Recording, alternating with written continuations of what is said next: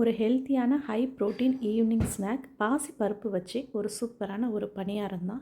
Taste வேறு லெவலில் இருக்கும். கண்டிப்பாக ட்ரை பண்ணி பாருங்கள். எப்படி பண்ணலான்றதை பார்த்துடலாமா?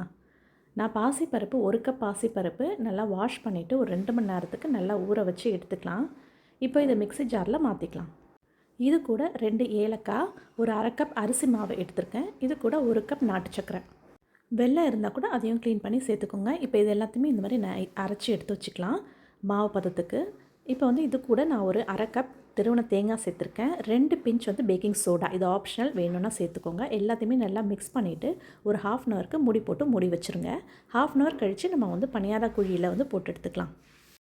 நான் நெய்யில் தான் போட்டு எடுக்க போகிறேன். எண்ணெயில் கூட நம்ம போட்டு எடுக்கலாம். டேஸ்ட்டு சூப்பராக இருக்கும். இந்த மாதிரி திருப்பி போட்டு கொஞ்சம் நல்லா செவந்ததுக்கப்புறம் நம்ம எடுத்துட வேண்டியதான். இது வேகிறதுக்கு கிட்டத்தட்ட 3லேருந்து 4 நிமிஷம் வரைக்கும் ஆகும்.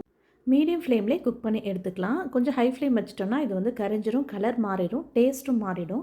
அவ்வளோதாங்க, சூப்பரான குண்டு குண்டு பணியாரம் ரெடி ஆகிடுச்சு. சாஃப்டாகவும் இருக்கும், டேஸ்ட்டாகவும் இருக்கும்.